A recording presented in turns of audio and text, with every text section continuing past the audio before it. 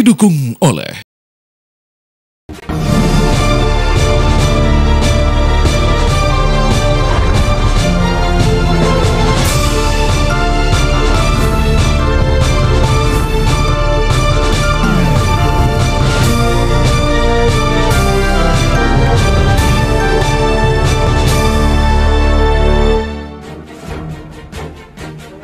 Halo selamat siang pemirsa, Kabar Siang kembali hadir menjumpai Anda dengan sejumlah informasi menarik dan juga laporan langsung dari rekan-rekan kami yang sudah siap mengabarkan langsung dari lapangan. Ada rekan kami Dewi Rina Handayani yang akan mengabarkan soal ratusan rumah terendam banjir di Bojonegoro, Jawa Timur. Kemudian ada presenter AI Devano, ini soal kelangkaan bahan pangan yang menyebabkan harga-harga meroket di Gaza, Palestina, dan juga sebagian besar warga Palestina kelaparan. Kemudian juga ada Fatima Albar dari Gedung KPU RI Jakarta akan mengabarkan soal perkembangan terbaru dari rekapitulasi suara pemilu 2024. Dan saya Putri Windasari tidak sendiri menemani Anda di Kabar Siang. Saya juga bersama rekan saya Yaumi Fitri. Baik, terima kasih Putri, dan pemirsa, sejumlah informasi penting lainnya akan kami hadirkan di Kabar Siang hari ini bersama saya Yaumi Fitri dan juga Putri Windasari.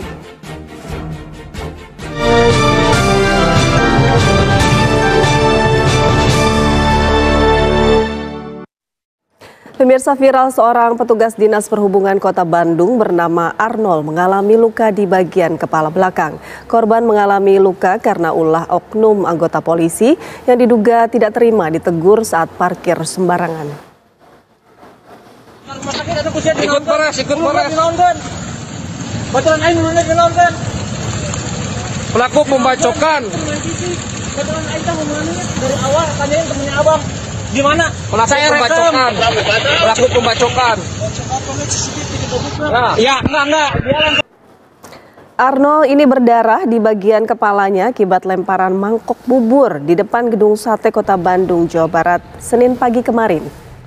Kejadian ini terjadi karena diduga oknum anggota polisi tidak terima saat ditegur akibat parkir sembarangan di bawah rambu larangan parkir. Saat itu petugas Dishub langsung dilempar menggunakan mangkok bubur oleh oknum polisi tersebut hingga korban terluka hingga kemudian dilarikan ke rumah sakit untuk mendapatkan perawatan medis.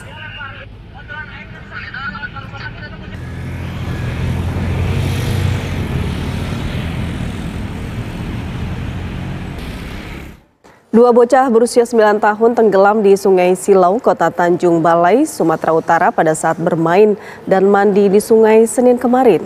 Evakuasi korban berlangsung dramatis saat kedua korban ditemukan dengan kondisi meninggal dunia.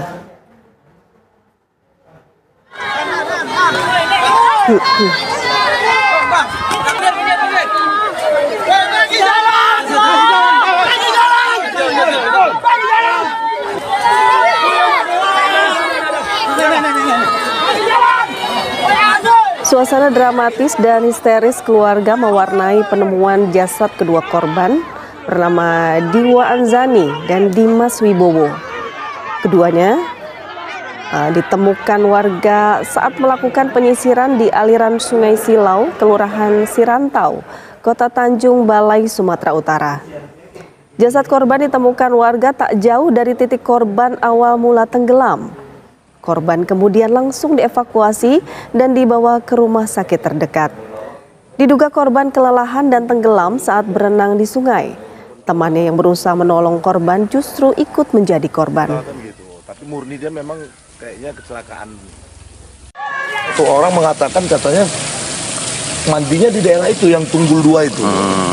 Jadi setelah saya dengar pembicaraan itu, saya langsung turun ke Tunggul itu. Ada beberapa kawan. Di antara Tunggul itulah satu dapat mayatnya. Begitu dapat, kami bawa langsung naik kemari. Yang hanyut nih bang? Dua rupanya. Awal itu kami pikir cuma satu kan gitu. Jadi ternyatanya rupanya dua. Jadi saya pun terpanggil turun lagi ke sungai, mengajarkan rekan, kami selusurilah pinggir sungai ini semuanya. Setelah ada sekitar lebih kurang 45 menit, kami temukanlah anak itu di sungai ini pas dalam keadaan kondisinya sudah meninggal. Lalu dilarikan, bawalah anak itu dinaikkan kemari, lalu diambil keluarga, dibawa langsung ke rumah. Kita ke kabar selanjutnya, pemirsa. Diduga akibat dihantam ombak besar, kapal Pari Kudus yang mengangkut puluhan penumpang terbalik di sebelah barat Pulau Rambut, Kepulauan Seribu.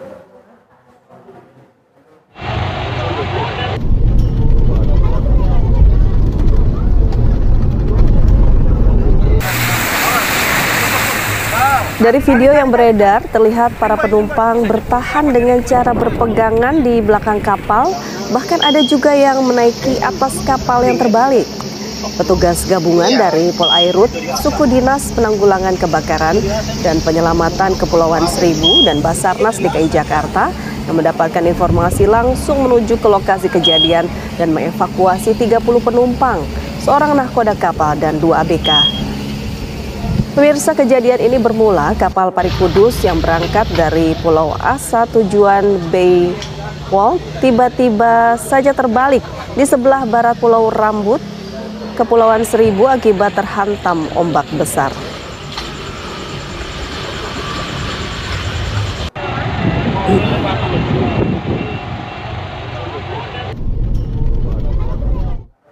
Dua orang pekerja ditemukan selamat di objek wisata Heha Waterfall usai tertimpa reruntuhan longsoran.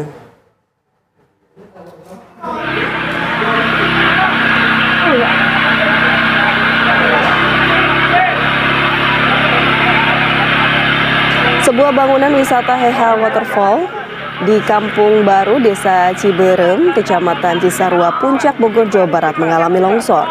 2 karyawan yang sedang bekerja di tempat tersebut tertimbun material longsoran.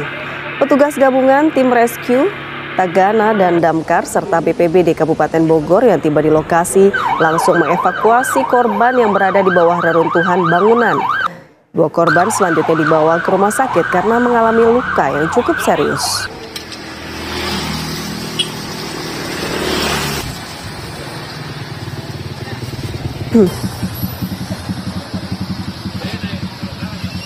Banjir luapan Sungai Bengawan Solo merendam rumah warga di Kabupaten Bojonegoro, Jawa Timur. Ketinggian air bervariasi yang mencapai 1 meter membuat aktivitas warga menjadi terganggu.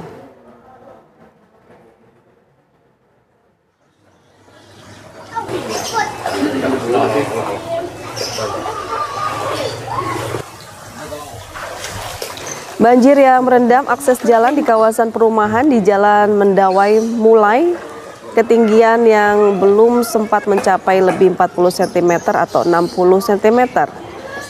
Hal ini membuat aktivitas warga di sana menjadi lumpuh total. Apalagi kini air sudah mulai masuk ke dalam rumah hampir seluruh warga.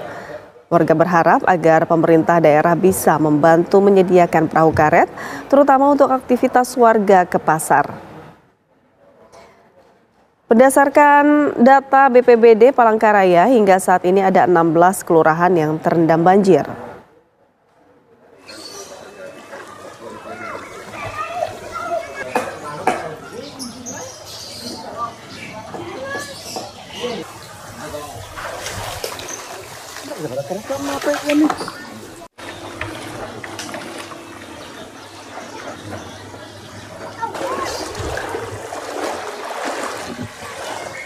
Banjir luapan Sungai Bengawan Solo merendam rumah warga di Kabupaten Bojonegoro, Jawa Timur. Ketinggian air bervariasi yang mencapai 1 meter membuat aktivitas warga menjadi terganggu.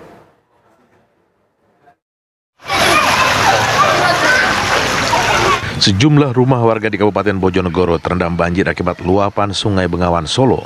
Seperti yang terpantau di Kelurahan Ledok Wetan, Kecamatan Bojonegoro Kota, banjir merendam sejumlah rumah warga. Salah satu warga, Sulastri, mengatakan jika banjir mulai merendam pemukiman sekitar jam 6 sore, kemudian berangsur naik. Sejumlah warga yang belum meninggikan bangunan rumahnya terpaksa mulai mengungsi. Yang ada tadi malam, yang ada kemarin, itu kalau rendamnya loh ya. Kalau tadi malam itu rumah yang tinggi-tinggi itu baru kemasukan. Kalau yang rumahnya pendek itu udah kemarin siang. Udah biasa langganan di sini atau? Ya ini sudah 5 tahun ya Mbak baru banjir. Oh, lama ya Bu ya? Lama, udah 5 tahun, makanya orang-orang ya bagaimana? Lagi sudah kebiasaan. Sampai saat ini banjir di Bojonegoro masih dalam kondisi siaga merah. Dari Bojonegoro, Jawa Timur, Dewi Rina Handayani, TV One mengabarkan.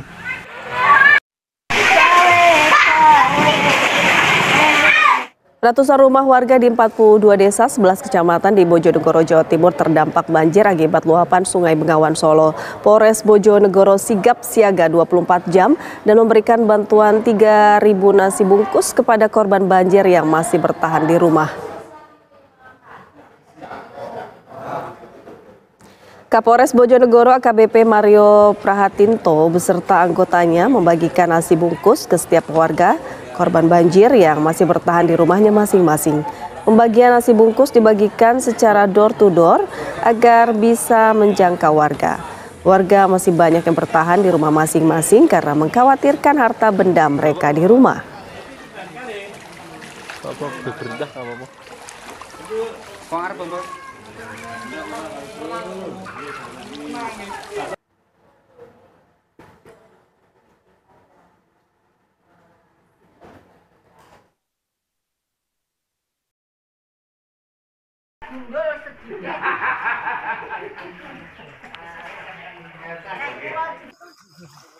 Untuk mengetahui kondisi terkini dari banjir yang melanda Bojonegoro, kita sudah terhubung dengan rekan Dewi Rina Handayani. Dewi, bagaimana kondisi terkini di sana? Apakah banjir mulai surut atau justru makin meluas?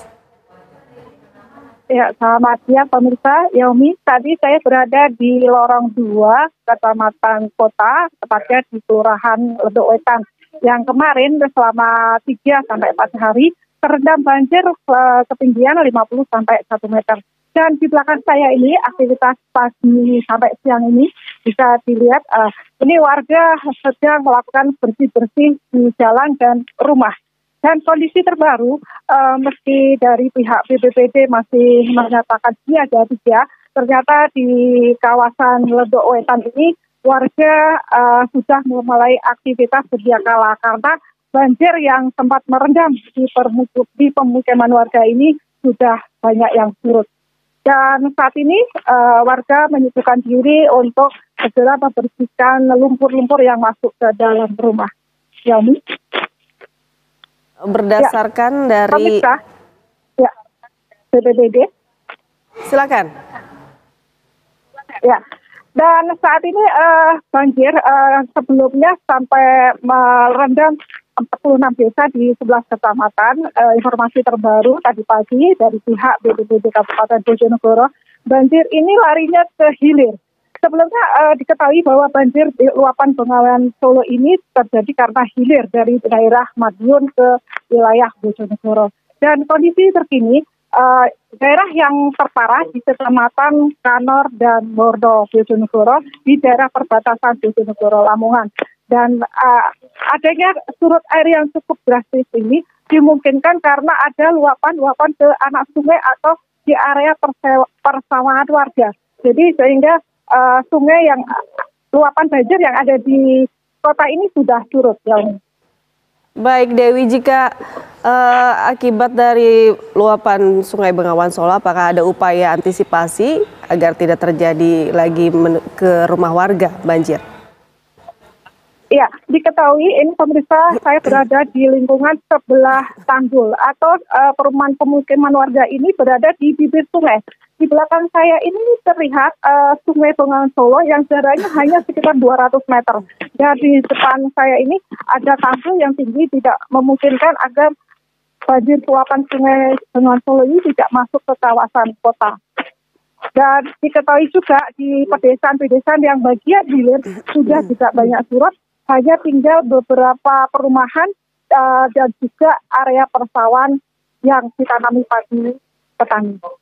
Baik, terima kasih Dewi Rina Handayani mengabarkan langsung dari Bojonegoro, Jawa Timur.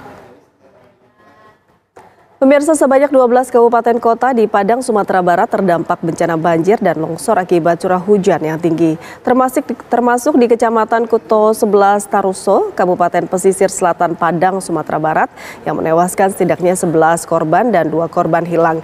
Reporter kami, Yohanes Leonardo dan juru kamera Senida Aditya akan memberikan laporan terkait upaya Badan Nasional Penanggulangan Bencana atau BNPB dalam menyiapkan sejumlah bantuan logistik dan operasional di sana. Pemirsa, ratusan paket bantuan ini diberikan oleh Badan Nasional Penanggulangan Bencana atau BNPB di 12 kecamatan dan kota yang ada di Padang, Sumatera Barat yang terdampak dari banjir dan juga longsor pasca hujan yang melanda sejak 8 Maret 2024 kemarin. Lantas kemudian bagaimana progres ataupun juga perkembangan dari pembagian paket bantuan tersebut? Kami sudah bersama dengan Kepala BNPB Letjen TNI Suharyanto untuk kemudian menjelaskan bagaimana teknis terkini untuk perkembangan dari pembagian paket bantuan di kecamatan kota 11 Tarusan di Kabupaten Pesisir Selatan. Selamat sore, Pak. Sore. Pak Suharyanto, boleh dijelaskan sedikit kepada masyarakat yang tidak ada di sini untuk kemudian bagaimana proses dari pembagian paket bantuan yang direncanakan oleh BNPB sendiri? Baik, terima kasih Mas ya. Jadi sejalan dengan instruksi Bapak Presiden Joko Widodo, setiap terjadi bencana memang BNPB harus cepat ya. Ini sudah hari ketiga terjadi bencana. Tentu saja BNPB bukan hanya memberikan paket bantuan itu hanya sebagian kecil ya. Jadi kami per hari ini untuk barang bantuan ada di tanggap darurat itu ada 23 jenis barang. Dari mulai tenda, makanan, minuman, sampai dengan alat pemotong senso kita bawa. Tadi kita dialog dengan Pak Bupati, per hari ini kebutuhan pemerintah daerah terkait tanggap darurat relatif sudah terpenuhi. Kemudian tadi juga dialog ke masyarakat, ya masyarakat rata-rata masih menginginkan tambahan bantuan, tapi begitu sudah ada barangnya, ya mereka juga tenang. Sekarang rata-rata masyarakat sudah kembali dari tempat pengungsian, mereka sedang membersihkan rumahnya masing-masing. Nah, kemudian yang akan kita lakukan adalah ada beberapa ratus rumah yang apabila dia masih bertahan di situ, tahun depan ada musim hujan, ya dia pasti banjir lagi. Nah, itu yang akan segera kita pindah. Sedang didata oleh Pak Bupati, mungkin sekitar 100 rumah lah, sedang dicari lahan. Waktunya 1 bulan dari sekarang, kalau 1 bulan ini sudah dapat, bulan kedua udah bisa kita buat bangunannya, sehingga dalam waktu tidak terlalu lama mereka sudah pindah ke tempat yang baru, gitu ya. Untuk temuan 100 rumah itu sendiri dari hasil penelusuran di kecamatan ini saja atau dari total semuanya, Pak? Kayaknya seluruh kabupaten itu, nanti Pak Bupati yang lebih paham titik-titiknya ya, mana yang harus dipindah, mana yang harus diperbaiki begitu ya. Dan intinya pokoknya apabila 2025 ada musim hujan yang sama, kejadian serupa seperti ini tidak terjadi. Karena mereka sudah dipindah. Kalau sekarang dipertahankan nggak bisa karena rata-rata di lahan kritis, sangat kritis gitu. Ada yang di pinggir sungai, ada yang di bawah tebing gitu ya. Oke Pak, tadi Anda meninjau sendiri ada beberapa rumah di pinggir sungai yang kemudian sudah reot begitu kondisinya dan juga sudah hampir hancur begitu. Dan dari temuan tersebut Pak, selain relokasi rumah, untuk saat ini apa yang warga-warga keluhkan selain kemudian bantuan yang tadi sudah diantarkan, apa saja yang mereka butuhkan Pak di titik? Saya tadi langsung didatangi sama masyarakat ya, nanyakan itu. Begitu masyarakat, udah Bu, Bapak nanti keluarga ibu bapak nggak mungkin lagi tinggal di sini. Iya nggak mungkin Pak, kita takut, dia bilang. Ya udah kita pindah. Ini Pak Bupati ada, Pak Bupati Japin tanahnya, nanti pemerintah yang membangun rumahnya. Dari Pak Menteri PUPR juga mengatakan begitu, bisa juga dibangun oleh PUPR. Mereka langsung seneng. Terus saya tanya lagi, sekarang tinggal di mana? Saya tinggal di rumah tetangga, di rumah saudara. Nah bagi yang mereka yang begitu, pemerintah juga memberikan kebijakan bagi para penyintas bencana yang tidak punya rumah dan tinggal di rumah tetangganya atau saudaranya sambil menunggu rumahnya yang dibangunkan pemerintah jadi, diberi dana tunggu hunian. Artinya anggaran untuk ngontrak lah. Itu mulai bulan April besok sudah bisa cair. Gitu. Ya, pemirsa, tadi merupakan sedikit bincang kami dengan Letjen TNI Suharyanto, yang merupakan Kepala BNPB atau Badan Nasional Penanggulangan Bencana, yang memang tadi dilihat bahwa ada beberapa sektor yang menjadi keluhan bagi masyarakat setempat. Dari Padang, Sumatera Barat, Yohanes Leonardo, Senida Aditya, TV One mengabarkan. Usai jeda kabar siang akan kembali dengan informasi diduga geram karena tak mampu menangkap harimau Sumatera yang menerkam 3 orang anggota warganya. Ratusan warga desa membakar kantor pelindungan dan pelestarian alam PPA Balai Taman Nasional Bukit Barisan Selatan. Sesaat lagi di kabar siang. Diduga geram karena tidak mampu menangkap harimau Sumatera yang menerkam 3 orang anggota warganya. Ratusan warga desa membakar kantor Perlindungan dan Pelestarian Alam atau PPA Balai Taman Nasional Bukit Barisan Selatan. Motor bakar, motor bakar. Motor bakar, hancurkan. Hancur. Aksi itu diduga dilakukan lantaran warga kesal tidak dapat menangkap harimau Sumatera di kawasan Taman Nasional Bukit Barisan Selatan yang telah menerkam 3 orang warga dengan 2 diantaranya meninggal dunia. Dari video yang beredar sebelum membakar kantor, massa terlebih dahulu mendobrak bangunan hingga roboh.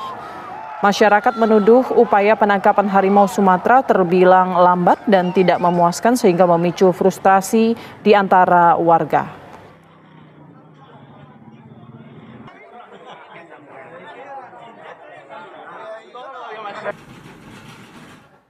Ya, sudah 3 kali harimau yang berhabitat di hutan Taman Nasional Bukit Barisan Selatan menyerang warga sekitar. 2 meninggal dunia, 1 lainnya selamat meski mengalami luka serius di bagian kepala.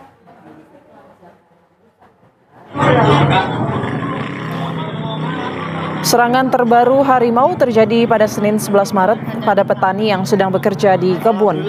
Korban sempat melakukan perlawanan sehingga harimau lari meninggalkan korban. Meski begitu, harimau telah melukai bagian kepala korban bernama Samanan berusia 47 tahun. Samanan saat ini menjalani perawatan di Rumah Sakit Umum Daerah Alimuddin Umar. Sebelumnya, serangan harimau telah lebih dulu menewaskan Gunarso berusia 60 tahun pada 8 Februari lalu. Korban tewas kedua adalah Sahri usia 27 tahun yang diserang harimau pada 21 Februari lalu.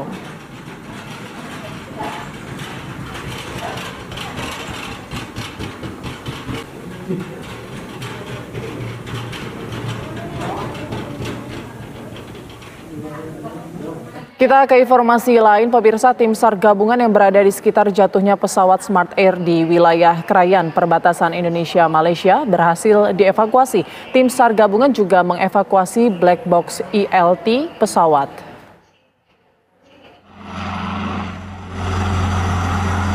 Sejak pagi hingga siang, evakuasi 10 tim SAR gabungan yang tertahan di lokasi jatuhnya pesawat Smart Air tertunda akibat terhalang cuaca. Tim SAR lainnya berusaha memberikan makanan dengan melemparkan langsung ke lokasi pesawat jatuh. Saat cuaca membaik, tim SAR lainnya berhasil mengevakuasi tim SAR yang tertahan di darat. Proses evakuasi ini dilakukan dengan menggunakan 2 heli, yakni heli Karakal H225M TNI AU dan heli Bell 412 TNI AD.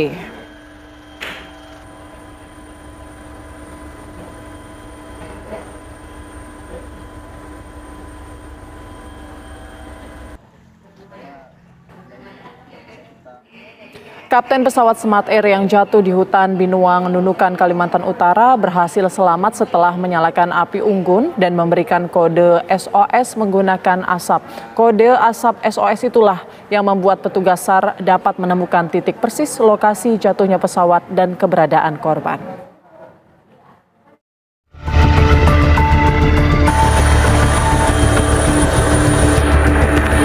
Proses evakuasi pilot pesawat Smart Air Kapten M. Yusuf berlangsung dramatis. Yusuf tak kuasa menahan tangis setelah tim SAR berhasil menemukan dirinya. Setelah 3 hari dirinya tak bisa kemana-mana usai pesawatnya jatuh di hutan Binuang, Kecamatan Krayan, Nunukan, Kalimantan Utara.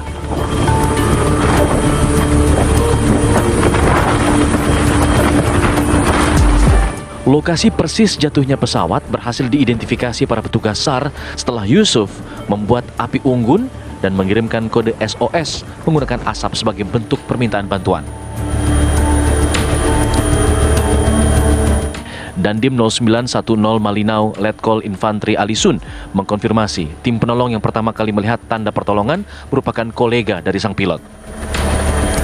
Setelah tim gabungan mengkaji kepulan asap tersebut, Dandim kemudian meminta tim penolong untuk kembali ke lokasi sejam sebelum waktu terbang berakhir. Alhasil pada Minggu sore, tim SAR gabungan berhasil menemukan titik jatuhnya pesawat dan mengevakuasi kru pesawat, yakni pilot Kapten M. Yusuf dan teknisi Denny Sobali yang tewas saat pesawat terjatuh.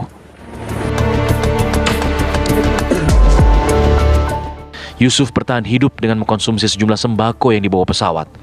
Pesawat perintis tersebut diketahui membawa sembako sebanyak 21 item dengan berat 583 kg. Item-item tersebut diantaranya gula sebanyak 25 kg, pasta gigi, kopi, dan juga permen.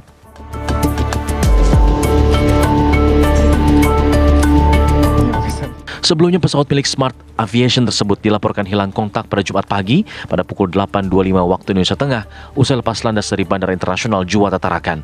Rencananya pesawat tersebut menuju Binuang dengan perkiraan ketibaan pukul 9.25 waktu Indonesia Tengah. Tim TV One mengabarkan.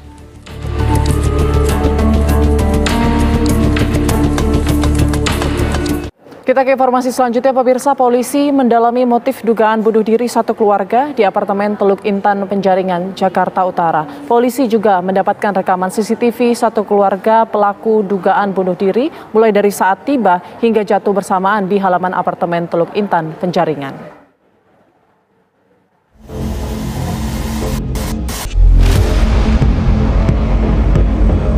Polisi mendapatkan rekaman CCTV kronologi lengkap tewasnya satu keluarga di apartemen Teluk Intan, Penjaringan, Jakarta Utara.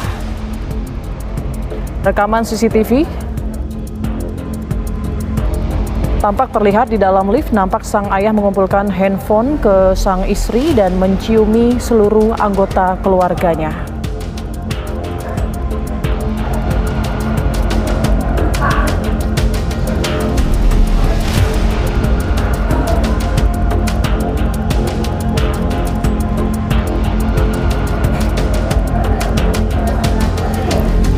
Ketiganya mengenakan masker kecuali sang ayah.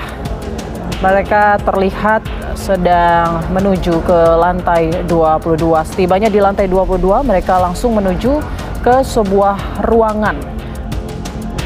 Hanya kira-kira berselang 10 menit, keempatnya kemudian terekam jatuh bersamaan ke lantai dasar halaman parkir apartemen dan mereka tewas seketika.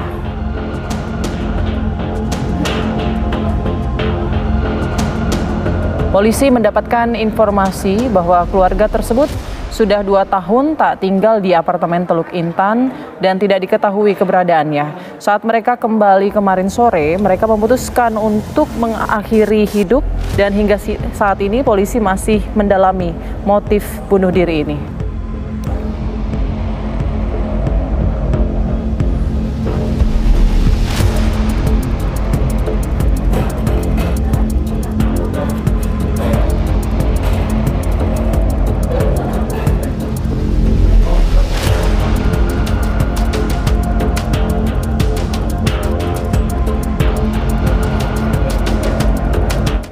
Seorang ibu tersangka kasus pembunuhan terhadap anak kandungnya sendiri di Bekasi, Jawa Barat masih menjalani proses pemeriksaan psikologis. Tersangka saat ini dirawat di Rumah Sakit Bayangkara, Jakarta Timur.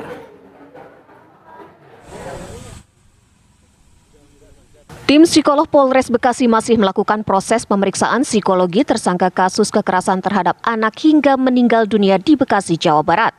Tersangka saat ini harus dirawat di Rumah Sakit Bayangkara, Jakarta Timur. Kasat Reskrim Polres Metro Bekasi Kota AKBP Muhammad Firdaus menyampaikan tersangka dirawat karena membenturkan kepalanya ke tembok dalam proses penahanan. Tersangka memang ditahan terpisah dari tahanan wanita lainnya dengan alasan tersangka SNF ini terindikasi skizofrenia.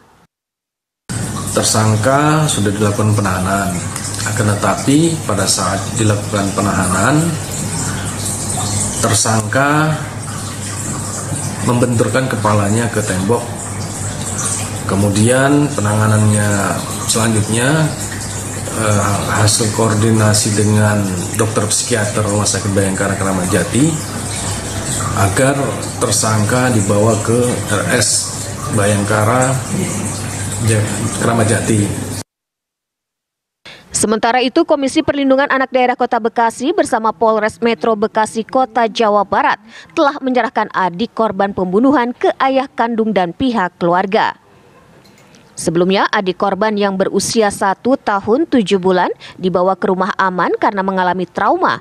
Ia sempat melihat kondisi kakaknya bersimbah darah dibunuh oleh sang ibu. Trauma itu kan bisa jangka pendek maupun jangka panjang, itu kan ya kayak gitu kita tidak tahu. Namun mudah-mudahan dengan pendampingan yang baik dari pihak keluarga, insya Allah anak itu akan tumbuh menjadi anak yang luar biasa. Sebelumnya warga digegerkan oleh kabar ditemukannya seorang bocah berusia 5 tahun tewas bersimbah darah di rumahnya. Peristiwa pembunuhan ini terjadi di klaster Burgundi, Komplek Perumahan Sumarekon Bekasi, Bekasi Utara, Kota Bekasi, Jawa Barat. Korban berinisial AAMS 5 tahun diduga dibunuh oleh SNF 26 tahun, ibu kandungnya sendiri. Jenazah korban telah dimakamkan di pemakaman Kranji, Bekasi Barat, Kota Bekasi. Pemakaman AAMS dilakukan pada Jumat petang menjelang maghrib. Sejumlah keluarga turut menghadiri pemakaman, proses pemakaman turut didampingi pihak kepolisian. Dari Bekasi, Jawa Barat, tim TV One mengabarkan. Rapat pleno terbuka rekapitulasi tingkat Provinsi Maluku Utara yang berlangsung pada Minggu malam diwarnai kericuhan. Informasinya akan kami hadirkan sesaat lagi. Rapat pleno terbuka rekapitulasi tingkat Provinsi Maluku Utara yang berlangsung pada Minggu malam diwarnai kericuhan.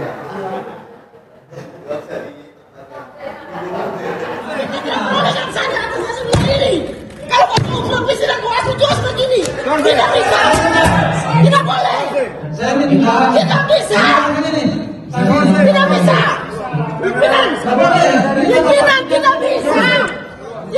Pemicu kericuhan ditengarai karena ada 789 surat suara milik calon legislatif untuk DPR RI dari Partai Golkar yang diduga hilang. Ratusan suara yang diduga bermasalah itu terjadi di Kecamatan Obi, Kabupaten Halmahera Selatan, namun disahkan di rapat pleno tingkat Kabupaten Halmahera Selatan. Sedangkan saksi para Partai Golkar telah melakukan pencocokan data dengan penyelenggara pemilu kabupaten, mulai dari pengesahan rekapitulasi tingkat kabupaten maupun kecamatan. Namun hasilnya tetap ditemukan perbedaan di mana ada 789 suara Partai Golkar yang diduga hilang. Saksi partai dari rapat pleno tingkat Provinsi Maluku Utara itu pun kemudian meluapkan kekecewaannya terhadap pengesahan yang sebelumnya dilakukan di rapat pleno tingkat kabupaten tersebut. Atas kejadian ini, Bawaslu Provinsi Maluku Utara merekomendasikan kepada KPU Maluku Utara agar turun 2 tingkat dalam melakukan pencocokan data. Itu artinya uji kebenaran material ditempuh dengan melakukan penghitungan suara ulang di setiap TPS yang berada di Kabupaten Obi.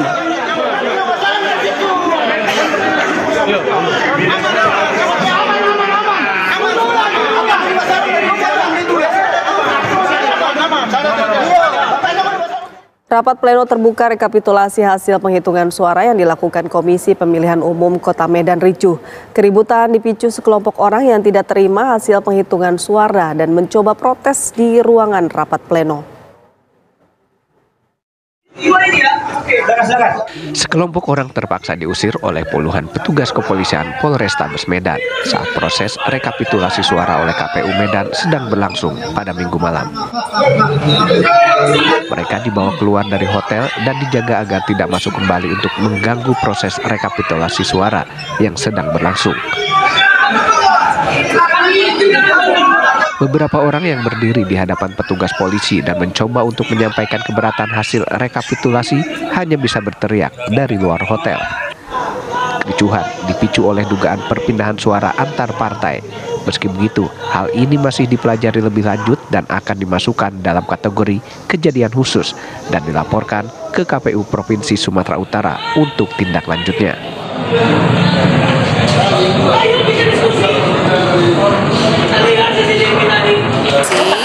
Bahwa perpindahan suara dari satu partai ke partai lain sehingga itu memicu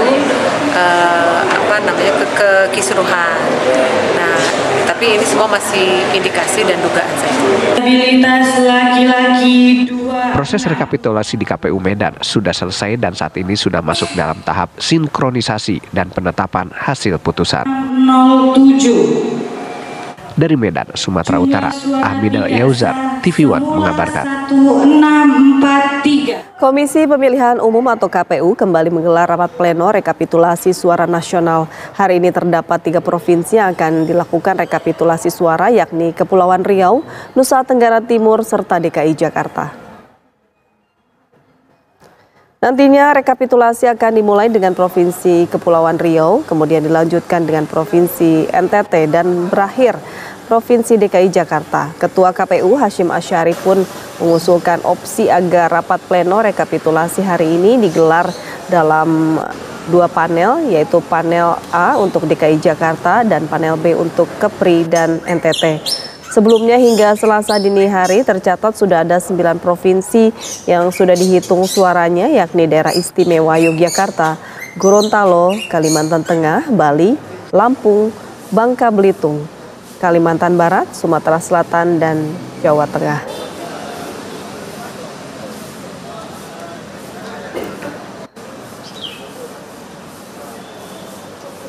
Untuk mengetahui perkembangan rekapitulasi terbaru, kita sudah terhubung bersama rekan kami, Fatima Albar dari Gedung KPU Jakarta.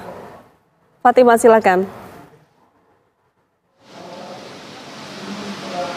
Ya, Yaumi dan pemirsa, betul sekali memang hari ini Komisi Pemilihan Umum atau KPU RI kembali menggelar rapat pleno tingkat nasional perhitungan atau rekapitulasi suara tingkat nasional di tempat saya melaporkan di KPU RI Jakarta Pusat. Dan memang untuk penyelenggaraan rekapitulasi itu sendiri dijadwalkan pada pukul 10, namun tadi sekitar pukul 11 waktu Indonesia bagian Barat proses rekapitulasi suara tingkat nasional sudah dimulai dan dihadiri langsung oleh Ketua Umum KPU Hashim Asyari serta perwakilan saksi-saksi dari berbagai partai politik. Dan memang info awalnya rekapitulasi suara dimulai dari Kepulauan Riau, namun ini ada sedikit perubahan di mana pada rekapitulasi suara sekarang saat ini sudah dimulai dan diawali dengan perhitungan untuk Provinsi DKI Jakarta. Dan seperti tadi kita ketahui bahwa memang hari ini rekapitulasi suara rapat pleno tersebut digelar untuk 3 provinsi, yaitu Provinsi Kepulauan Riau, DKI Jakarta, dan juga Provinsi Kepulauan Riau, DKI Jakarta, dan juga Nusa Tenggara Timur atau NTT. Dan dapat kami informasikan juga kemarin Ketua Umum KPU Hashim Asyari mengusulkan adanya rekapitulasi dengan panel A dan panel B, mengingat kemarin pada saat proses perhitungan rekapitulasi suara itu dari sekitar pukul 11 siang digelar hingga pukul 1 pagi dini hari.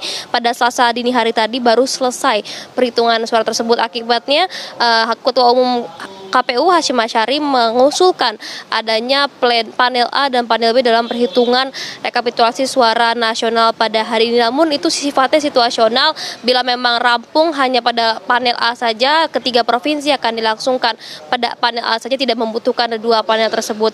Dan dapat kami informasikan kemarin memang sudah selesai digelar untuk rekapitulasi 3 provinsi, yaitu Sumatera Selatan dan memang untuk Jawa Tengah, maksud kami Sumatera Selatan dan Jawa Tengah. Dan hingga Selasa dini hari tadi sudah ada sekitar 9 provinsi yang sudah rampung dihitung, yakni Daerah Istimewa Yogyakarta, kemudian Kalimantan Tengah, Bali, Lampung, Bangka Belitung, Kalimantan Barat, Sumatera Selatan, dan Jawa Tengah. Dan untuk dari hasil 9 provinsi tersebut memang hingga saat ini pasangan nomor urut 2 Capres Prabowo dan Cawapres Gibran Rakabuming Raka masih unggul dengan perolehan suara sekitar 26.120.118.000 suara. Dan saat ini kami masih menunggu perolehan suara rekapitulasi dari Provinsi DKI Jakarta yang saat ini masih berlangsung. Sementara itu, Yomu kembali ke studio. Terima kasih Fatima Albar mengabarkan langsung dari KPU Jakarta. Pemirsa, viral membagi-bagikan uang saat masa kampanye di Pantai Losari, Makassar, Sulawesi Selatan. Seorang caleg DPR RI akhirnya ditetapkan sebagai tersangka. Tim penyidik Polrestabes Makassar yang menjadi bagian dari Sentra Penegakan Hukum Terpadu atau Gakumdu menetapkan seorang calon anggota legislatif DPR RI menjadi tersangka. Caleg dari Partai Demokrat berinisial SDP ini dijadikan tersangka atas dugaan politik uang pada masa tahapan kampanye pemilu di Makassar. Aksi bagi-bagi uang caleg di Pantai Losari Makassar ini sempat viral di media sosial beberapa waktu lalu. Meski tertangkap video sedang membagi-bagikan uang, caleg yang bersangkutan mengaku hal tersebut tidak terkait politik uang, melainkan hanya sedekah.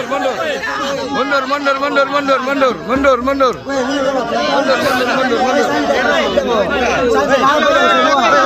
Tersangka nanti hari Rabu mungkin kita lakukan tahap 1. Kita kirim berkas ke kejaksaan. Kalau ini Bang, bukti-bukti ini kenapa mungkin yang memberatkan? Ya, ini kan ada laporan juga ya. Jadi laporannya kita ada laporan dari masyarakat, kemudian juga temuan Bawaslu sendiri, kemudian ada limpahan juga dari Bawaslu Provinsi dan juga ada limpahan dari Bawaslu Pusat.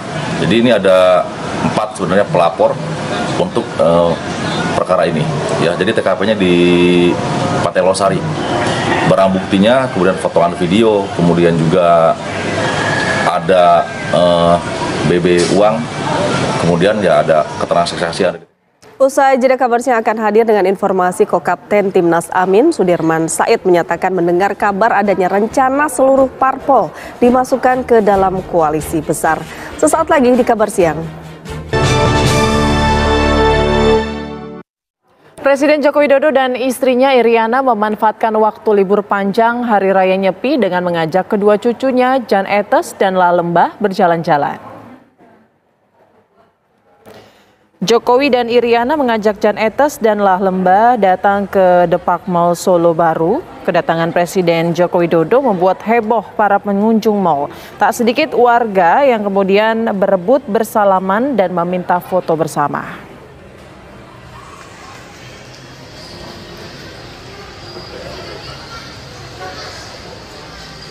Usai menemani kedua cucunya bermain di wahana, Jokowi dan rombongan lalu pergi menuju toko mainan. Saat memilih mainan, Gibran dan Selvi datang menyusul. Keduanya baru pulang ke Indonesia setelah melakukan kunjungan ke Inggris.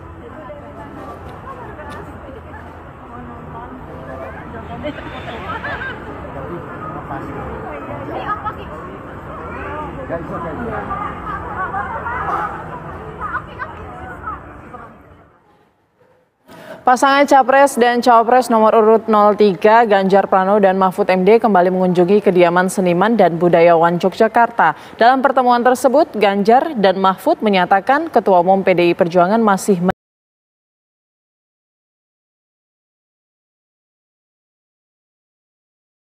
Pasangan Capres-Cawapres nomor urut 3 datang bersamaan dan berbincang-bincang dengan puluhan seniman Yogyakarta. Dalam kesempatan tersebut, Mahfud MD juga menyampaikan informasi pertemuannya dengan 16 tokoh nasional dengan Ketua Umum PDI Perjuangan Megawati Soekarno Putri.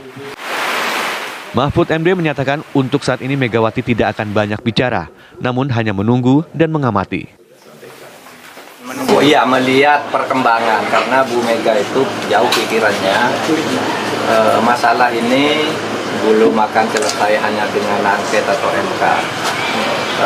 Sesudah itu menuju pelantikan Oktober juga mungkin akan banyak dinamika sehingga Bu Mega tidak mau buru-buru, bukan tidak mau bersikap.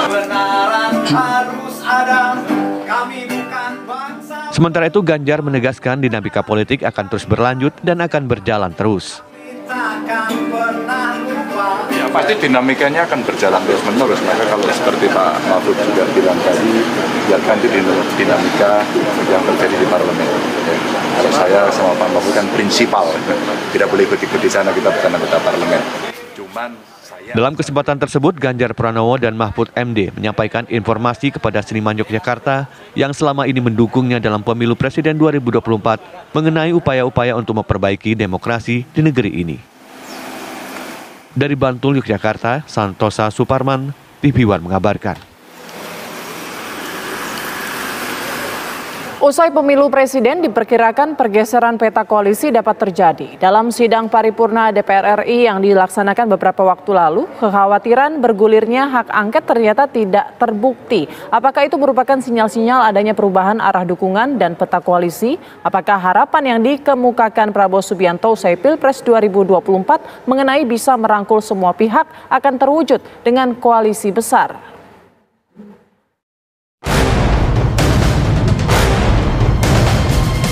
Sidang paripurna DPR RI yang pertama pasca pemilu beberapa waktu lalu menunjukkan peta politik terkini di Senayan. Pembukaan masa sidang DPR yang dikhawatirkan akan menjadi ajang dimajukannya hak angket ternyata tidak terbukti. Dalam paripurna hanya ada interupsi dari politisi 3 partai yang menyinggung hak angket, yakni PKB, PDI Perjuangan, dan juga PKS. Sementara kubu Partai Persatuan Pembangunan, P3 dan juga Partai Nasdem sama sekali tidak mempersoalkan hak angket. Situasi itu kemudian ditangkap sebagai sinyal adanya perubahan peta koalisi pasca pemilu presiden. Sebelumnya bahkan sempat muncul dugaan rencana dibentuknya koalisi besar. Hal ini sempat disinggung Ko-Kapten Timnas Amin Sudirman Said dalam diskusi yang digelar di kawasan Jakarta Selatan pada awal Maret lalu. Mantan Menteri SDM itu menyatakan mendengar kabar adanya rencana seluruh parpol dimasukkan ke dalam koalisi besar. Katanya nih misi-misi di luar, sudah ada yang membuat skenario bahwa keadaan ini akan berlangsung selama 20-25 tahun. Bahkan sudah mulai ada bisik-bisik, sudah seluruh partai dimasukkan ini dalam satu koalisi besar, permanen, jangka panjang, tinggal 1 atau 2 ditinggalkan di luar itu. Ini satu etikat yang sangat buruk. Pengamat politik Lely Ariane menyebutkan gagasan koalisi besar jamak terjadi. Pemerintahan SBY di 2004 lalu juga menggunakan konsep yang sama. Koalisi besar digagas untuk memastikan sejumlah perwakilan partai yang bukan sebagai pemenang pemilu bisa mendapatkan posisi sebagai ketua parlemen dan juga mendapatkan jatah kekuasaan lainnya. Nah, kalau sekarang kemudian muncul gagasan kembali tentang koalisi besar, kita bisa membaca arahnya seperti yang akan terjadi 2014. Ya, paling tidak ada upaya dari koalisi besar ini untuk merebut kembali positioning di DPR yang kemudian di 2019 kemarin sudah berhasil mengembalikan marwahnya, ruh undang-undangnya untuk menempatkan pemenang legislatif menjadi ketua DPR. Nampaknya koalisi besar yang digagas pada awalnya, gerakan yang akan dilakukan adalah bagaimana merebut kembali positioning itu sehingga tidak harus pemenang legislatif suara terbanyak dari partai politik yang memenangkan legislatif ini memperoleh kedudukan di DPR sebagai ketua DPR. Jadi saya kira itu nanti ke depannya mereka akan membuat gerakan-gerakan yang memposisikan mereka-mereka yang tergabung dalam koalisi besar itu untuk tentu saja targetnya adalah menepati porsi-porsi kekuasaan yang disiapkan oleh pemerintahan yang baru yang membentuk koalisi besar itu. Meski disebut belum ada pembicaraan formal, tapi komunikasi mengenai koalisi besar sudah mulai digagas. Akan menjadi menarik untuk disimak partai mana saja yang akan diajak bergabung dan juga mana saja yang ditinggalkan jika koalisi Prabowo Gibran dinyatakan sebagai pemenang pemilu kali ini. Tim TV One mengabarkan. Ya pemirsa, dalam sidang paripurna DPR RI yang dilaksanakan beberapa waktu lalu, kekhawatiran bergulirnya hak angket ternyata tidak terbukti. Situasi itu kemudian ditangkap sebagai sinyal adanya perubahan peta koalisi pasca pemilu presiden.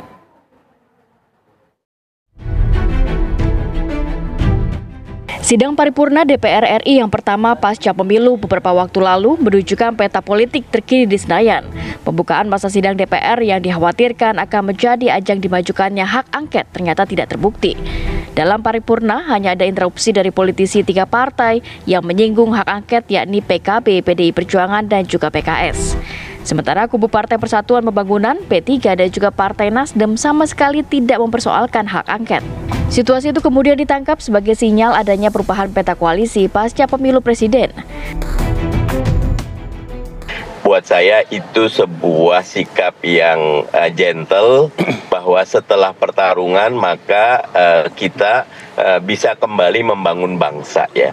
Tetapi saya kembali menegaskan bahwa check and balance adalah sesuatu yang niscaya dalam demokrasi ya. Monggo yang ingin membentuk koalisi besar itu sah, karena memang kalau kita lihat sistem Bang Doli selalu mengatakan bahwa tidak ada oposisi sebetulnya dalam sistem pemerintahan di Indonesia, adanya legislatif, tapi kita juga tahu betapa legislatif dalam beberapa hal bisa lumpuh ya, sehingga tetap perlu ada terminologi oposisi dalam rangka untuk menegaskan bahwa ada check and balance, ada kontrol kepada pemerintah.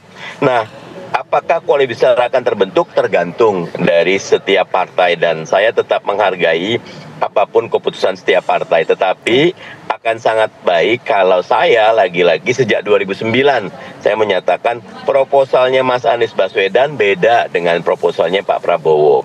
Proposalnya Mas Ganjar beda dengan proposalnya Pak Prabowo, sehingga sebaiknya beri kesempatan kepada yang menang untuk memimpin, dan mereka yang belum menang maka menjadi oposisi yang kritis, konstruktif, tetap membangun tapi dari luar. Pernah membicarakan ya di antara pimpinan yang tergabung di Koalisi Indonesia Maju itu secara lepas, tidak formal ya, membicarakan bagaimana koalisi atau kerjasama politik yang kemarin di Pilpres ini kita teruskan ya, kita permanenkan gitu.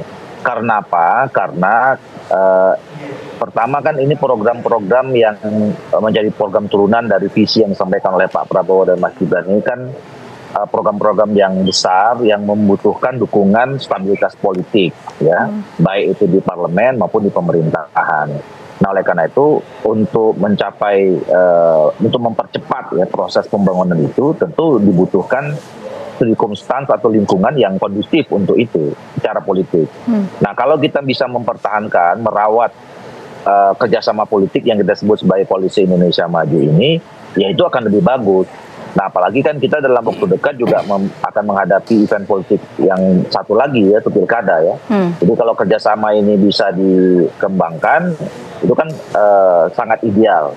Nah, nanti formasinya seperti apa, ya itu kan kita belum pernah membicarakan sama sekali. Jadi sebetulnya belum ada pembicaraan resmi atau formal di antara pimpinan partai politik yang tergabung dalam Koalisi Indonesia Maju itu. Saya mengkhawatirkan jangan sampai koalisi yang terbentuk kebesaran, tambun, obesitas yang kemudian tidak menyisakan kekuatan yang imbang di luar pemerintahan, di parlemen untuk mengimbangi pemerintahan. Mengapa hal itu saya katakan? Karena tiga hal. Satu, modal politik Pak Prabowo hari ini sudah besar dibandingkan Pak SBY dan Pak Jokowi di awal pemerintahannya. Pak Jokowi misalnya contoh 10 tahun yang lalu beliau itu didukung oleh 53 dukungan publik, kemudian parlemen, kita bicara konteks parlemen itu 36% dukungan parlemennya. Nah, sementara Prabowo Gibran kalau kita perhatikan data berdasarkan data real count sementara KPU maupun quick count hitungan kursinya itu sekitar separuh parlemen sudah mereka kuasai, 50%-nya dari 4 partai Demokrat, Golkar, PAN dan Gerindra. Nah, suaranya memang sekarang 45% kursinya, tapi mereka sekarang 50% kalau dia hasil pemilu yang baru. Itu yang menyebabkan menurut saya modal awalnya pun tidak kecil, sudah besar. Jadi berpotensi terbentuk Prabowo didukung oleh dukungan parlemen sudah 50%, dukungan publik yang juga hampir 60%. Satu itu.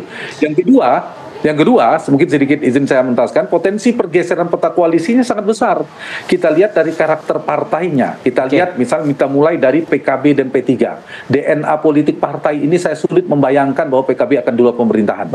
Jadi menurut saya akan terwujud soal waktu saja. Mas Hanta, bagaimana peta koalisi selanjutnya? Apakah harapan Prabowo untuk dapat merangkul semua pihak dapat tercipta? Tim TV One mengabarkan.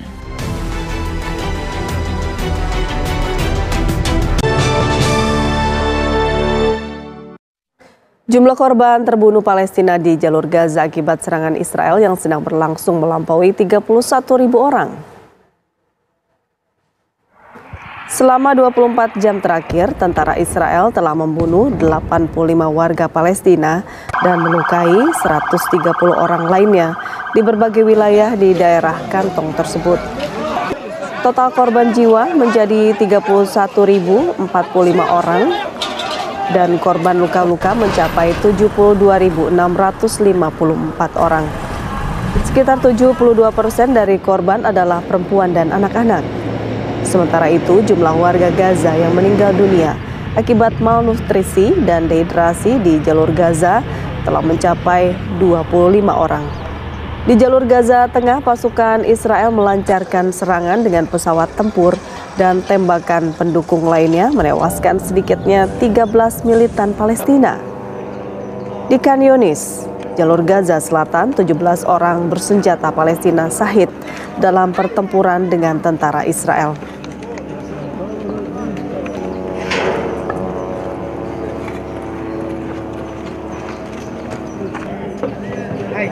Sementara itu, pengungsi di Khan Yunis, jalur Gaza menyambut Ramadan dengan kondisi yang memprihatinkan. Perang telah merusak wilayah yang terkepung itu dan memaksa sebagian besar penduduknya mengungsi. Lebih dari separuh populasi Gaza kini tinggal di kota perbatasan selatan Rafah, dekat perbatasan Mesir dalam kondisi yang sempit. Sementara ribuan lainnya mengungsi di Mawasi, sebuah wilayah kecil di sepanjang pantai Mediterania Gaza yang masih minim perkembangan, hidup dalam tenda-tenda yang kurang tahan terhadap cuaca dingin dan hujan, serta memiliki akses terbatas terhadap makanan dan air bersih. Eman Sobeh dan suaminya Saleh yang berasal dari kota Gaza berusaha menghidupkan semangat Ramadan di antara pengungsi. Mereka menyusun lampu hias di sepanjang kamp yang padat, sementara anak-anak menonton dan menyanyikan lagu Ramadan. Di dekatnya, Faika Al-Syahri menghias dengan lampu-lampu hias dan memberikan lentera-lentera kecil tradisional Ramadan kepada anak-anak.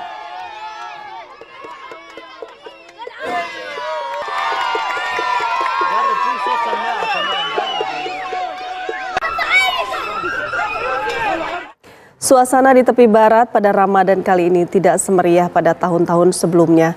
Hal ini dikarenakan warga di tepi barat merasakan kesedihan serta simpati terhadap saudara-saudara mereka yang ada di Gaza.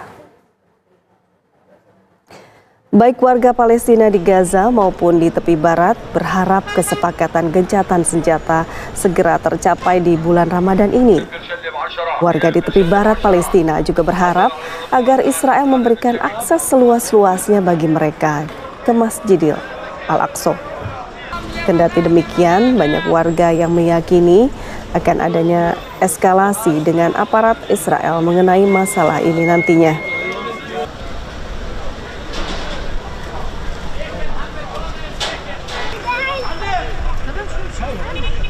Sementara bantuan dari warga Gaza juga terus dijatuhkan dari udara menggunakan parasut.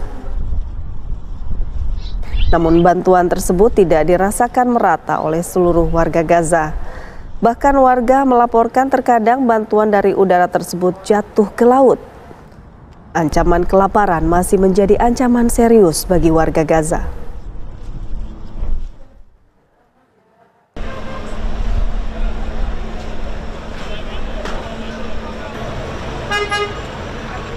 Warga Gaza harus menjalani ibadah puasa Ramadan di tengah keterbatasan dan keprihatinan. Meski tetap berusaha untuk bahagia, namun kesedihan tetap tampak terlebih saat waktunya berbuka dan yang tanpa makanan yang layak. Viral di media sosial, pasangan suami istri lanjut usia yang berbuka puasa di tengah reruntuhan rumahnya. Berbuka dengan pangan, hati lapang. Di tengah unggahan lainnya, terlihat satu keluarga berkumpul untuk berbuka puasa di tengah puing-puing yang tadinya adalah tempat tinggal mereka. Sejumlah warga lainnya bahkan tidak seberuntung mereka. Di video lainnya, seorang gadis kecil berusaha mencari makanan untuk berbuka sambil meminta kepada warga lainnya yang tengah berjualan makanan.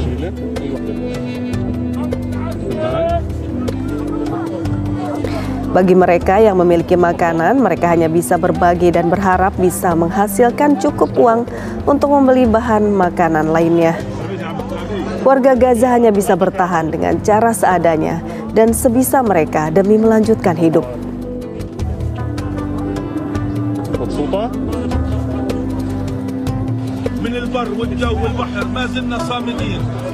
وما زلنا بنحلي أهلنا يعني إحنا اخترعنا أصبع الحلبي بشيكل لأهلنا يتحلوا. الشيكل اليوم ما بجيبش حاجة في فلسطين إلا عندي. الشيكل اليوم ملوش قيمة لكن خلينا الشيكل يحل الناس اليوم بشيكل. Pemirsa, berikut kami hadirkan kondisi terkini di Gaza oleh rekan kami di sana, Fikri. Umat muslim yang ada di jalur Gaza dan juga di tepi barat secara umum memang sudah melaksanakan puasa bulan Ramadan itu pada Senin 11 Maret 2024 dan memang di beberapa tempat mereka bisa melaksanakan sholat tarawihnya, namun dengan fasilitas yang seadanya, hanya mereka bisa mengandalkan halaman masjid karena masjid di sampingnya sudah hancur, sudah tidak bisa layak dipakai begitu, karena informasinya memang ratusan masjid sudah mengalami kerusakan yang begitu banyak, sehingga memang banyak masyarakat yang ada di Jalur Gaza juga tidak bisa melaksanakan sholat tarawihnya, dan memang di beberapa tempat mereka bisa melaksanakan sholat tarawih dengan sekali lagi fasilitas yang ada dan juga kurangnya minim cahaya dan juga listrik yang mereka dapatkan. Namun sekali lagi mereka tidak putus asa atau tidak masih terus bersemangat untuk menjalani bulan Ramadan ini dengan melaksanakan sholat tarawih yang seadanya. Dan masih banyak sebenarnya masyarakat yang tidak bisa melaksanakan sholat tarawih karena memang kondisi yang masih mencekam. Kita tahu bahwa gencatan senjata gagal sekali lagi diadopsi pada awal Ramadan ini, namun informasinya yang saya dapatkan bahwa akan adanya diskusi lagi mengenai gencatan senjata antara kedua belah pihak pada minggu depan. Dan juga memang selain kondisi yang masih mencekam, juga kondisi pangan dan juga air bersih yang sangat krisis ya yang ada di Jalur Gaza. Bahkan mungkin umat muslim yang ada di dunia bisa merasakan sahur yang begitu nikmat, tapi tidak dengan masyarakat yang ada di Jalur Gaza. Mereka sebenarnya sudah berpuasa berbulan-bulan yang lalu sebelum bulan Ramadan ini tiba, karena mereka sulit mencari bahan pangan dan juga air bersih. Bahkan saat ini bertambah lagi 2 orang bayi perempuan. Seorang bayi ya, 2 orang bayi perempuan yang dirawat di rumah sakit Kamal Udwan di Gaza Utara, ya ini dirilis oleh Kementerian Kesehatan Palestina, meninggal akibat kurang gizi dan juga obat-obatan yang mereka terima, sehingga sampai hari ini total warga Palestina yang meninggal akibat dehidrasi dan juga malnutrisi serta kurangnya bahan pangan yang mereka terima adalah mencapai 27 orang, dan sekali lagi mayoritas mereka adalah anak-anak. Dan tentunya juga ini juga membuat kesulitan juga masyarakat yang menjalani kesulitan menjalani bulan puasa Ramadan ini. Tapi sekali lagi semangat mereka tidak putus untuk bertahan di bawah agresi militer Israel dan juga menyambut bulan Ramadan suci ini, bulan suci Ramadan ini dengan berpuasa. Tapi mungkin berbeda dengan tahun lalu di mana mereka masih bisa berkumpul dengan sanak keluarga mereka, tapi berbeda dengan tahun ini mereka berpuasa tidak dilengkapi anggota keluarga mereka yang lengkap dan juga tidak memiliki tempat tinggal yang nyaman karena rumah mereka banyak yang sudah hancur. Ratusan ribu rumah sudah dihancurkan oleh pihak Israel, dan juga mereka tidak memiliki lagi masjid atau tempat-tempat ibadah mereka untuk melaksanakan ibadah bulan suci Ramadan ini. Tentunya kita berharap semoga gencatan senjata minggu depan bisa terwujud, minimal gencatan senjata sementara pada bulan Ramadan ini, agar umat muslim yang ada di Jalur Gaza bisa melaksanakan ibadah puasa Ramadan ini dengan tenang. Usaha jeda kabar siang akan kembali dengan informasi Masjid Istiqlal Jakarta Pusat menyediakan hingga 6.000 box takjil gratis setiap hari untuk umat muslim yang hendak berbuka puasa di masjid yang berlokasi di wilayah Jakarta Pusat tersebut. Sesaat lagi.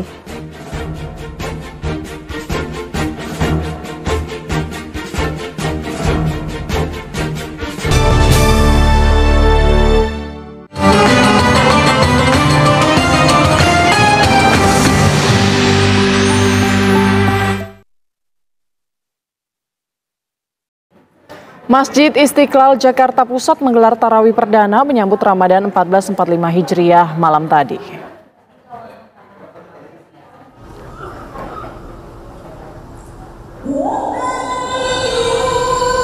Pada sholat tarawih pertama, Masjid Istiqlal dipadati jemaah yang datang dari berbagai wilayah DKI Jakarta dan sekitarnya. Masjid Istiqlal memiliki daya tampung 220.000 orang. Untuk imam satu sholat tarawih malam ini atau malam tadi adalah Haji Ansaruddin Ibrahim, sedangkan imam 2 adalah Haji Hasanuddin Sinaga. Sedangkan untuk penceramah adalah Kiai Haji Nasaruddin Umar. Menurut pengelola Masjid Istiqlal disediakan 4.000 kotak takjil untuk jamaah berbuka puasa di sana. Khusus untuk hari Jumat sampai Minggu akan disediakan 6.000 kotak takjil.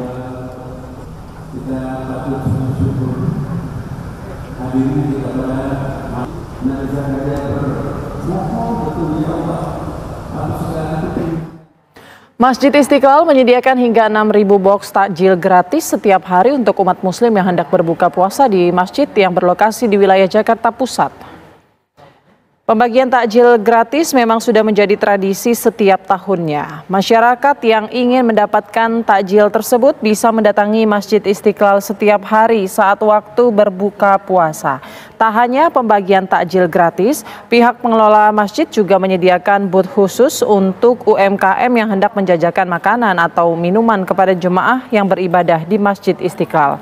Adapun untuk kegiatan hari pertama Ramadan di Istiqlal, pengelola masjid menggelar acara buka puasa bersama dengan Atase Agama dan Pendidikan Kedutaan Besar Arab Saudi.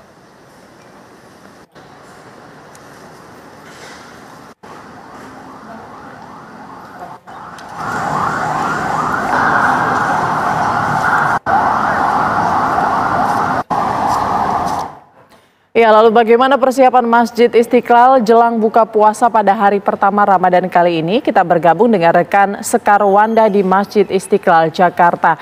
Selamat siang, Sekar. Seperti apa persiapan Masjid Istiqlal?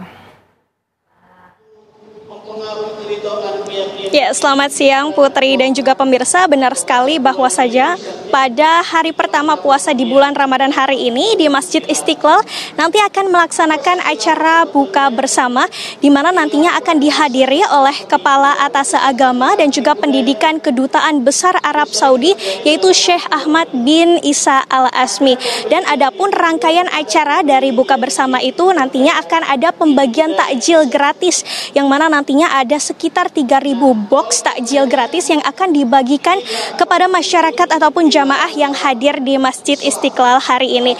Dan adapun menu takjil yang nantinya akan dibagikan seperti nasi putih, telur, tahu, sayur mayur, buah-buahan seperti kurma, ada kopi gratis juga dan juga air mineral yang akan dibagikan. Nah, pemirsa, nantinya dari Syekh Ahmad sendiri akan berkunjung dan juga melihat para jamaah yang hadir serta melakukan ramah tamah kepada imam besar yaitu Profesor Nasar. Dan nantinya dia akan hadir, maksud kami beliau akan hadir sekitar pukul 5 sore hari nanti dan akan melaksanakan bukber bersama dengan para jamaah yang hadir di sini. Dan tak hanya pembagikan takjil gratis, di sini juga ada tenan-tenan ataupun booth yang dijual oleh UMKM yang merupakan salah satu program dari pihak Masjid Istiqlal, di mana pihak Masjid Istiqlal ingin memberdayakan UMKM di Indonesia, salah satunya dengan mengajak para pedagang ini untuk berjualan di Masjid Istiqlal selama bulan Ramadan. Nah, pemirsa, untuk acara buka bersama ini di Masjid Istiqlal memang menyediakan setiap hari, khususnya di hari Senin, Kamis, Jumat, dan hingga hari Minggu, pemirsa. Dan untuk situasi terkini terpantau para masyarakat yang hadir, memang mereka hadir untuk melaksanakan ibadah seperti sholat sunnah, membaca Al-Quran, dan juga ada beberapa turis yang hadir dan juga melakukan touring keliling di Masjid Istiqlal. Untuk sementara saya kembalikan kepada Anda Putri di studio. Baik, terima kasih Sekar Wanda melaporkan langsung dari Masjid Istiqlal, Jakarta. Ya pemirsa, apakah Anda kira-kira sudah memutuskan menu takjil pada hari pertama Ramadan kali ini? Nah, di Palembang, Sumatera Selatan ada menu berbuka puasa yang menjadi primadona karena banyak diburu warga saat Ramadan. Namanya celimpungan. Berikut informasi selengkapnya untuk Anda.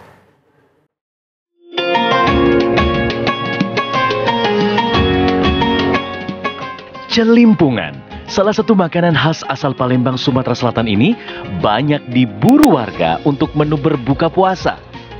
Bentuk dan bahan bakunya sebenarnya mirip dengan pempek.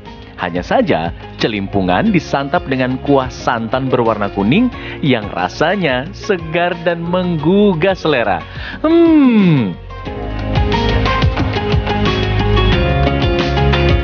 Menurut cerita turun-temurun, nama celimpungan diambil dari kata cemplung yang menirukan suara adonan saat dimasukkan ke dalam panci berisi rebusan kuah.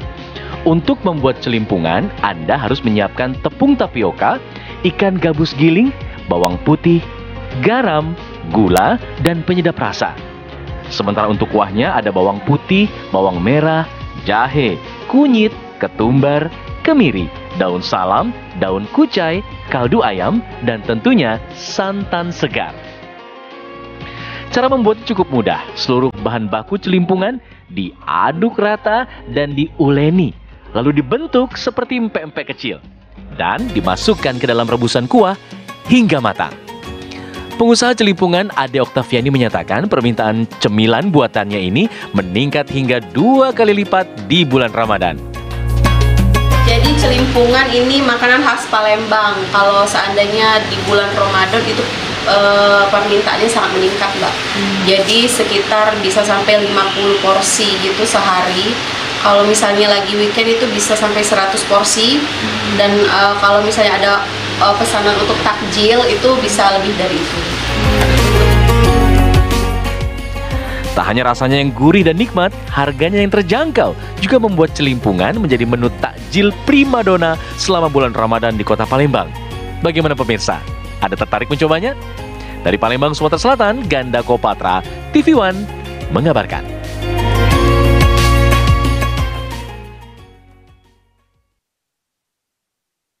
Kabar Siang masih akan kembali dengan informasi menarik lainnya. Tetaplah bersama kami.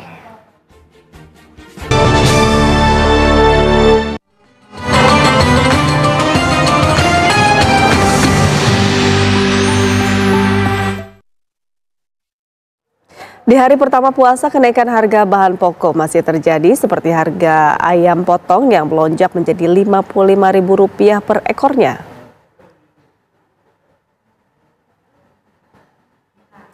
Berdasarkan pantauan langsung dari Pasar Rawamangun, Jakarta Timur, beberapa bahan pokok ini mengalami kenaikan yaitu berupa ayam potong, bawang-bawangan, dan juga minyak goreng.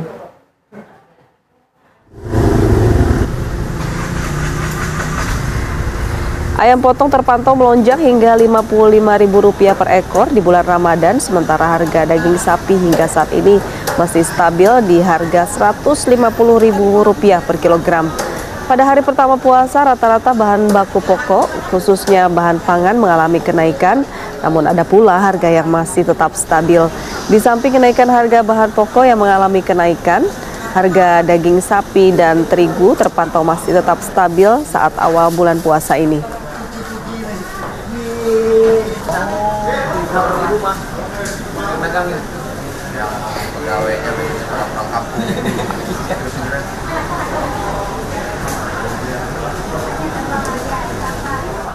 Dan untuk mengetahui bagaimana pantauan harga pangan di awal Ramadan, kita akan bergabung dengan Aurelia Zafira di Pasar Rawamangun, Jakarta. Aurelia, bagaimana pantauan harga di sana?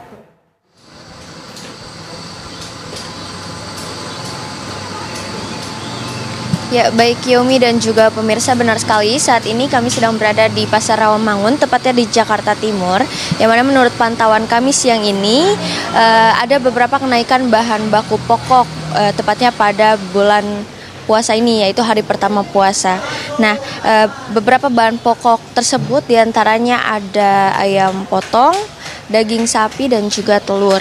Nah, untuk ayam potong sendiri terpantau melonjak hingga Rp55.000.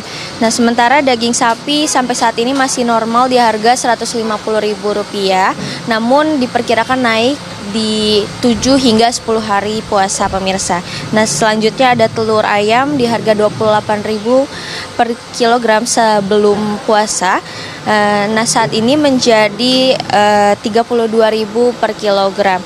Nah, sementara untuk bahan kebutuhan dapur itu ada cabai dan juga bawang-bawangan, yang mana untuk cabai sendiri terpantau standar di harga Rp90.000, sementara bawang merah dari Rp40.000 saat ini menjadi Rp44.000 dan bawang putih Rp48.000 menjadi Rp50.000. Sementara yang agak meningkat itu di bawang bombay pemirsa, dari Rp30.000 menjadi Rp40.000. Nah, di samping itu juga untuk harga gula dan juga minyak goreng mengalami kenaikan. Sementara di harga yang masih standar atau normal ada terigu. Demikian Yomi, saya kembalikan ke studio. Terima kasih Aurelia Zafira melaporkan langsung dari Pasar Rawamangun, Jakarta. Pemirsa, bagi Anda yang masih di jalan di saat waktu sahur, Anda bisa mengunjungi sejumlah warung yang menjajakan berbagai menu makanan untuk sahur. Salah satunya di wilayah Kecamatan Senen, Jakarta Pusat. Dan inilah sederet warung makan yang berada di tepi jalan raya di Bilangan Senen, Jakarta Pusat. Warung-warung ini dikenal dengan deretan warung nasi kapau. Menu yang disajikan merupakan makanan atau masakan dari Sumatera Barat. Warung nasi kapau di tempat ini di hari biasa penuh dengan pelanggan yang akan makan malam. Namun untuk di bulan Ramadan, warung-warung ini buka untuk melayani warga yang membeli waktu berbuka puasa dan sahur. Jangan dong rambutnya, ambillah.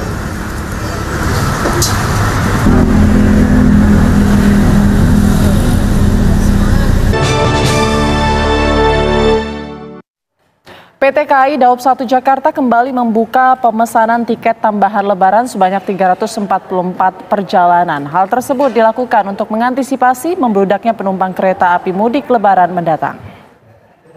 Penambahan perjalanan meliputi kereta api dari stasiun Gambir sebanyak 10 kereta tambahan jarak jauh dan stasiun Pasar Senen sebanyak 6 kereta tambahan jarak jauh per hari. Perjalanan kereta yang ditambah diantaranya periode Lebaran tahun 2024 untuk perjalanan dengan tujuan Solo, Surabaya, Malang. Menurut manajer Humas PT KAI Daob 1 Jakarta, Irfan Hesi Wintono, 344 perjalanan kereta api tambahan untuk angkutan Lebaran tersebut ditambah untuk mengakomodir tingginya animo masyarakat.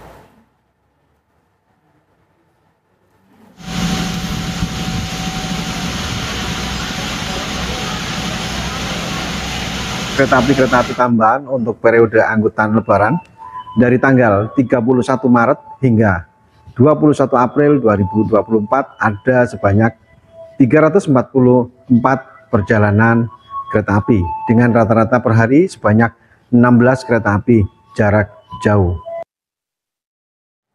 Kabar tadi mengakhiri jumpa kita di Kabar Siang hari ini. Mewakili kru yang bekerja, saya Yomi Fitri. Dan saya Putri Windasari pamit undur diri. Terima kasih atas kebersamaan Anda. Sampai jumpa.